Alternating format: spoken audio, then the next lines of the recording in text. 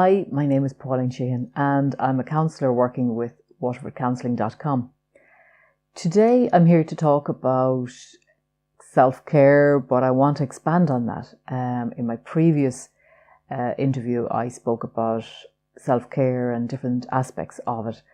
Today I'm just going to bring in something that is a question that often comes up in my work, and that is, how do I self-care in a relationship? Perhaps a relationship that isn't working so well, or where I'm aware, or the client is aware that there are problems, their needs are not being met. And that's something that frequently happens to all of us. So it's possibly a good one for us to stop and have a look at and see, what do we actually do?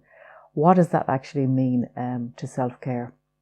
Frequently, clients will say to me that, they're in a relationship, but they don't feel happy, they don't feel their needs are being met, and they're struggling.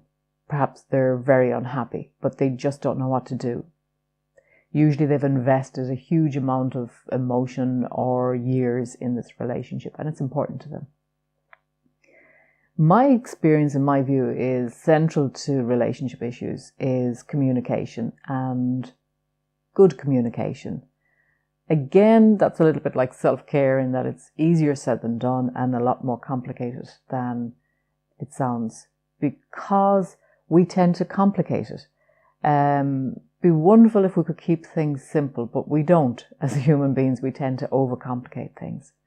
For instance, when our partner has said or done something that we feel angry with, we love them to bits, but we don't know how to communicate our anger. So we do one of two things, or maybe three. One is we do nothing. We deny, we pretend they didn't say what they did. Two, we explode and we take the head off them. We're all familiar with that one. But the third one that I suggest is where we actually communicate our feelings. And that's the one that I'm advocating today, that perhaps we might look at how we actually communicate our feelings. The first thing is, I believe it's really difficult to communicate our feelings when we are at boiling point, when we are exploding with anger. So we may need to go for a walk. We may need to take time to slow down, to leave the room. But I'm advocating that we come back and actually we talk to that person. And using I statements rather than what we're all well used to. You did this, and we're instantly blaming. Finger is out, and the other person has just gone into, are you finished? And then we wonder why the other person hasn't listened to us, when in fact, possibly if you ask them, they have felt attacked, or they have just gone into their heads as to how they can protect themselves and defend themselves. What I'm suggesting that actually works better is if I own my feeling. If I can share with my partner, John, I feel upset. Can we talk about what happened? Can we talk about what you said? I believe that we then have the possibilities to resolve hurts, as opposed to maybe sometimes making things worse for us, where we end up hurting our partner, a person we love, but also hurting ourselves, because then we get twice as angry because we feel our partner hasn't listened to us. So that's what I'm talking about, that we look at how we actually communicate. Is there listening involved on both sides? Is there respect on both sides? How do we communicate with somebody that we love and yet we're really angry with? You might ask, well, what has this got to do with self-care? And I believe it has everything to do with self-care. Because if our relationships are one based on, I suppose, where we don't give ourselves permission to communicate our honest, true feelings, well, then what do we do with those feelings? Where do we go with them? What happens to them? Well, we all know typically what happens is they go under the carpet, or they go into the corner, or we find some way to deny, justify, or minimize. He didn't really mean that, or he didn't really say that, or sure, Mary up the road has it worse from her partner. So we do all that sort of stuff that makes things more and more complicated and actually makes it a lot harder than if we just kept it simple and said, look, this is how I'm feeling. So what I'm advocating is that we become a little bit clearer, more honest, clearer with those around us. And that might be the boss, it might be our parents, it might be children, it doesn't matter. Because what happens is that we will bring our communication style right across the board, and it will be something similar in each one of them. So actually there's a really good reason to improve our communication. You know, many clients will often say to me, but he's not listening to me. The boss is not listening to me. I'm telling him I'm really upset and angry and exhausted. But why are they not listening? Because I've told them. Or I've told my husband that I'm unhappy in the relationship, but he's not listening. He's not getting it.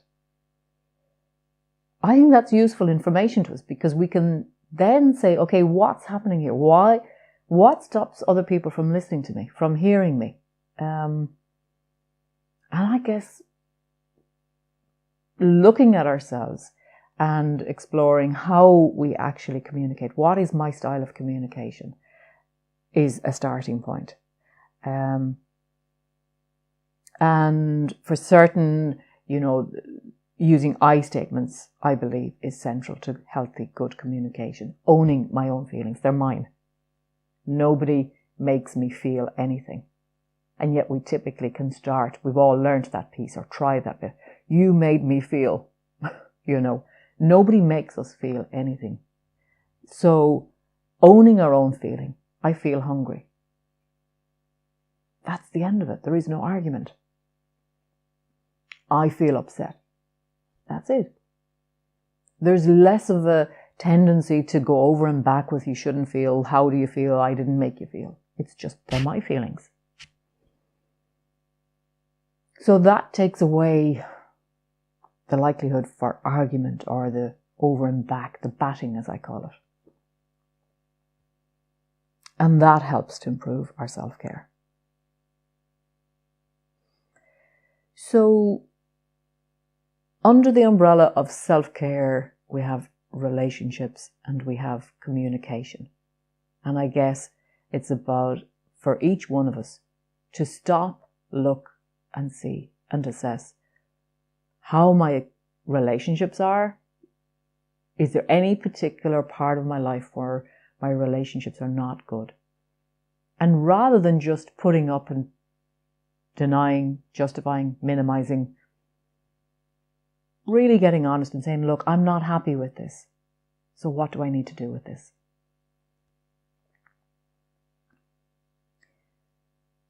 I'm aware that this is actually more difficult to do on our own than I think we give ourselves credit. So that's why I would believe that professional help can help immensely in this, because what it helps is it helps us to step back from ourselves. It helps us to look in the mirror perhaps and feed back what is happening.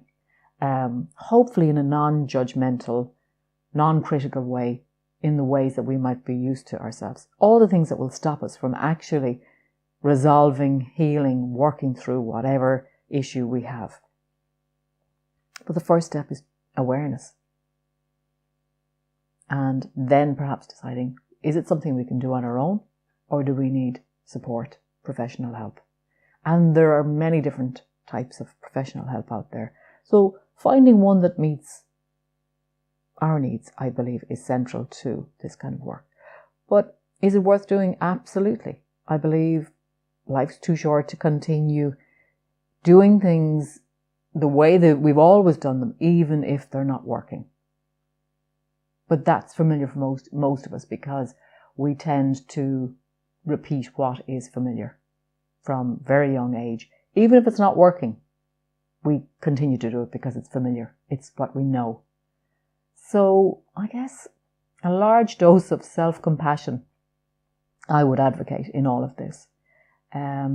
Whilst we're willing and able and up for doing this kind of work, a large dose of self-compassion goes a long way. So that's about it. Hopefully you got something out of this and maybe food for thought around the link between self-care, communication, and relationships. Thank you for listening to me.